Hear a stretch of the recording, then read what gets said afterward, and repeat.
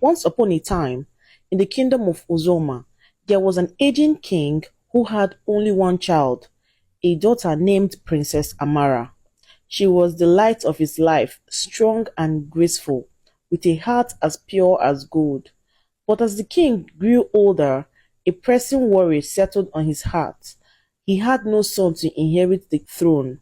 He needed Princess Amara to marry a man of noble blood, someone from a reputable family, so he could crown him as the next king. The kingdom buzzed with anticipation as many eligible men from distinguished families came to win Amara's heart. But, unknown to the king, the princess's heart had already been claimed by a young man named Ikenna.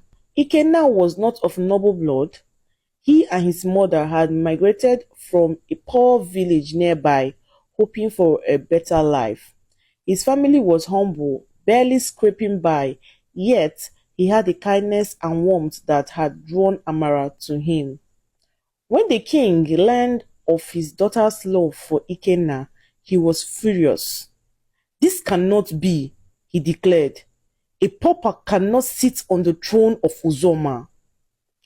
Despite the king's protests, Amara's love for Ikenna only grew stronger. No other suitor could sway her heart. She pleaded with her father, but he remained firm, hoping she would eventually find a man of noble birth to marry. But days turned into months, and still Amara loved only Ikenna. Desperate, the king summoned the village elders. Together, they devised a plan to find the next king. "Let the bravest young man enter the evil forest," the king announced. "Whoever returns with the sacred staff will marry the princess and inherit the throne." The evil forest was filled with dark magic and deadly creatures. Few who entered ever returned. When Princess Amara told Ikenna about the king's challenge, he hesitated.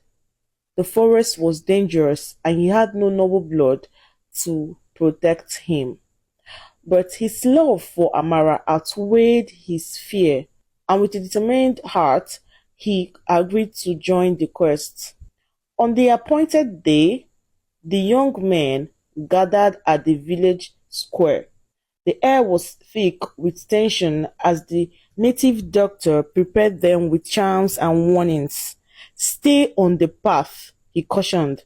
"Do not look back, and beware of the spirits that roam." They entered the forest, and soon the dangers became real. The forest seemed alive, shadows twisting and strange sounds echoing. Some men turned back, others vanished without a trace. 3 days passed, and by then only two men were left, Ikenna and Ejike. Ejike was a proud young man from a wealthy family, determined to claim the throne. Then, at last, Ikenna found it, the sacred staff, gleaming with power. But as he held it, a sudden blow struck him from behind. Ejike had attacked him, his eyes dark with jealousy. He collected the staff from Ikenna, leaving him lifeless on the ground, and returned to the village. The villagers cheered when Ejike returned with the staff.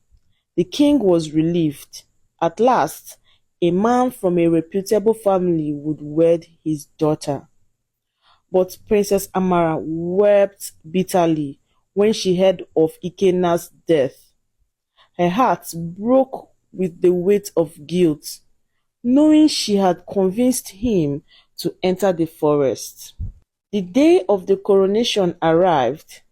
The kingdom gathered to witness Ejike's crowning as the new king.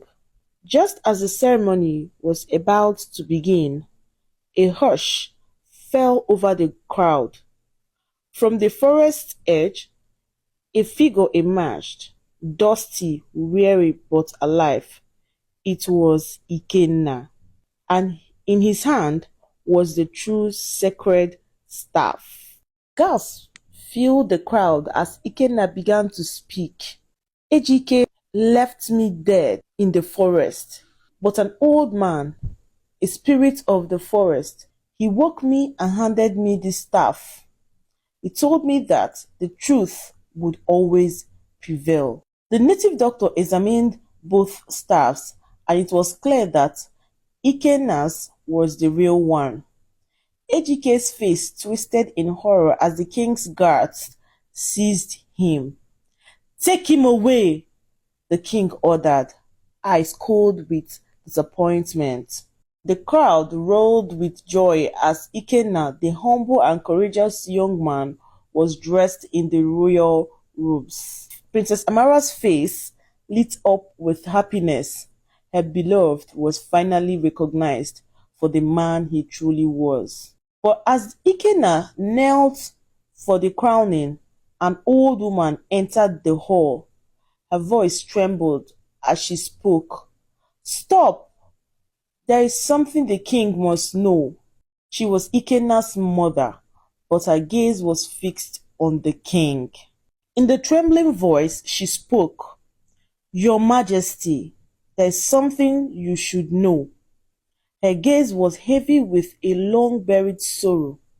"Years ago, you and I were in love. But when I became pregnant, you abandoned me." The king's face drained of color as he stared at her in shock, and Ikenna looked at his mother in disbelief. "Yes, Ikenna is your son," she said, her voice breaking. "You are his father." The revelation hit like a thunderbolt. Princess Amara's face fell as she realized that the man she loved was her own brother. Silence settled over the crowd, the weight of the truth hanging heavy.